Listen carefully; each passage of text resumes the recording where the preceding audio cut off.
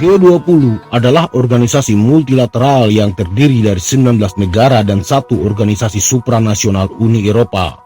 Seperti yang kita tahu bahwa G20 mewakili lebih dari 60% populasi bumi, 75% perdagangan global, dan 80% produk domestik bruto dunia. Artinya 19 negara ini memiliki pengaruh dalam eksistensi ekonomi dunia, yang pada akhirnya juga menentukan peradaban manusia. Dan Indonesia telah menjadi bagian di dalamnya. 20 entitas politik di organisasi ini sangat terkait dengan perjalanan sejarah manusia di bumi. Karena begitu besarnya pengaruh negara-negara G20, maka jika satu negara anggota kolaps, akan berdampak pada tatanan ekonomi global. Pada prinsipnya, tidak ada syarat untuk menjadi anggota G20. Namun hal yang perlu dipahami adalah negara yang menjadi bagian dalam forum bergengsi G20 harus bisa berkontribusi terhadap perekonomian dunia. Tidak hanya itu, negara-negara yang ingin menjadi anggota G20 juga harus memiliki kemampuan untuk dapat menjaga stabilitas keuangan dunia. Indonesia merupakan salah satu negara Asia dan satu-satunya di Asia Tenggara yang memiliki kemampuan itu.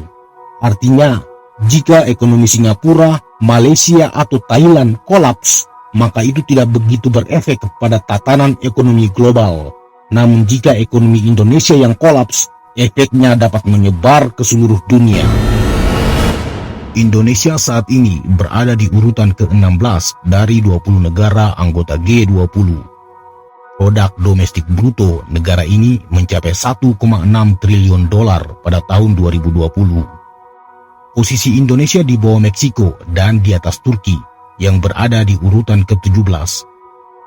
Dalam 20 tahun terakhir hingga sebelum pandemi COVID, pertumbuhan ekonomi Indonesia selalu di atas rata-rata pertumbuhan ekonomi global. Laporan Indonesia Economic Prospect Bank Dunia Juni 2022 memprediksi perekonomian Indonesia akan terus tumbuh. Proyeksi Bank Dunia ini didasarkan pada beberapa faktor pendukung, seperti kepercayaan konsumen yang meningkat, nilai tukar perdagangan yang lebih baik, dan lonjakan permintaan yang tertahan. Itu adalah alasan-alasan ekonomi yang datanya banyak tersebar di internet. Namun dalam video kali ini, kami tidak akan fokus ke sisi ekonomi, namun kami akan mengurai sisi politis di balik masuknya Indonesia di forum bergengsi G20. Mengapa harus ada alasan politik di dalam forum ekonomi? Karena ekonomi politik itu tidak bisa dipisahkan. Bahkan dalam teori-teori ekonomi klasik, kita bisa dengan mudah melacak hubungan ekonomi politik yang saling berkelindan. Banyak pengamat ekonomi, baik dari dalam maupun dari luar negeri, memprediksi bahwa Indonesia akan menjadi 5 besar kekuatan ekonomi dunia dalam 20 tahun ke depan. Jika tren pembangunan ekonomi dan proses demokratisasi terus berjalan positif, maka ambisi Indonesia untuk menjadi negara maju dapat terlaksana lebih cepat. Di dalam negeri sendiri, kampanye menuju Indonesia maju sudah sering diperdengarkan. Pemerintah mentargetkan generasi Indonesia emas tahun 2045.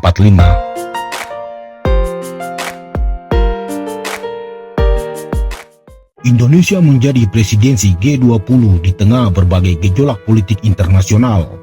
Dari perang dagang Cina dan Amerika yang belum selesai, juga perang antara Rusia dan Ukraina yang mempengaruhi kebutuhan pangan dunia.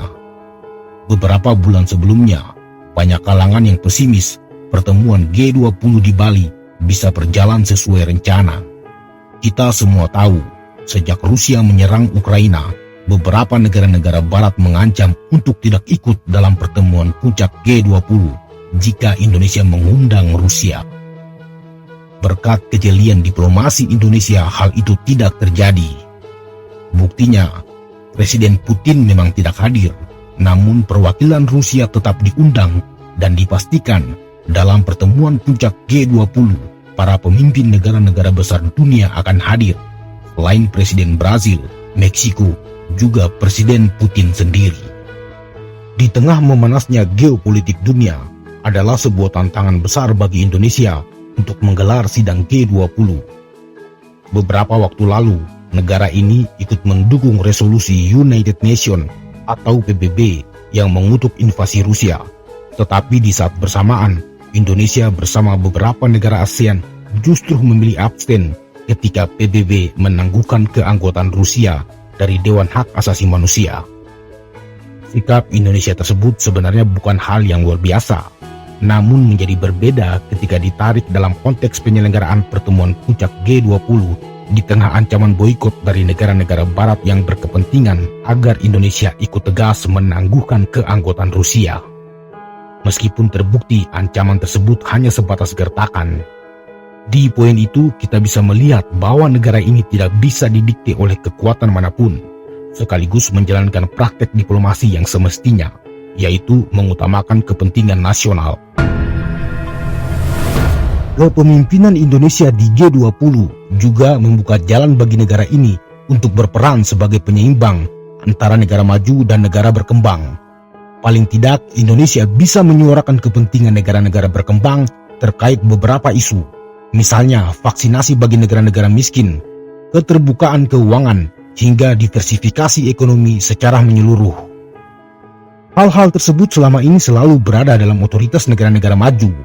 Maka sebagai negara yang memiliki pengaruh dalam ekonomi dunia, Indonesia dapat menjadi jembatan bagi kepentingan negara maju dan negara-negara berkembang. Selain itu, menjadi presidensi G20, Indonesia menunjukkan kepada dunia bahwa negara ini mampu menjadi pemain penting dalam politik global. Indonesia adalah negara yang kaya dengan perbedaan, beragam suku dan agama, namun memiliki populasi muslim terbesar di dunia. Sebagai negara dengan populasi muslim terbesar, maka Indonesia bisa menjadi jembatan antara peradaban barat dan timur. Tak perlu ada benturan peradaban. Negara ini akan mendapat exposure besar-besaran dalam G20 yang otomatis dapat digunakan untuk menunjukkan kepada dunia bahwa demokrasi dan Islam tidak saling berlawanan. Menjadi negara dengan mayoritas muslim namun memiliki iklim demokrasi yang subur, Indonesia menjadi contoh terbaik bahwa tak ada yang salah dengan demokrasi, tak ada yang salah dengan Islam. Indonesia berperan sebagai role modelnya. Meskipun indeks demokrasi negara ini sedikit menurun, namun masih jadi salah satu yang terbaik di Asia. Di tengah begitu banyaknya perbedaan suku, budaya, dan agama, demokrasi Indonesia tetap berjalan baik dan harmonis. Tentu saja masih jauh dari sempurna, namun ada harapan demokrasi Indonesia akan terus berkembang mencari bentuk terbaiknya, menyesuaikan dengan adat budaya dan identitas nasional.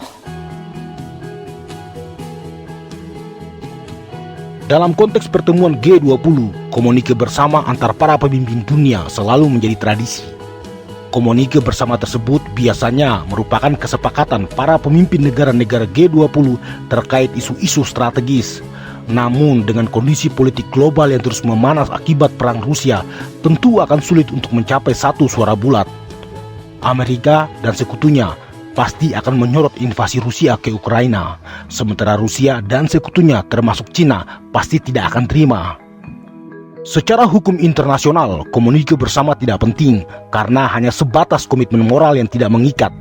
Bahwa yang lebih penting adalah bagaimana G20 dapat melahirkan terobosan-terobosan baru untuk menjadikan dunia jauh lebih baik. Terobosan yang disetujui oleh semua pemimpin dunia dan dilegalkan dalam dokumen resmi.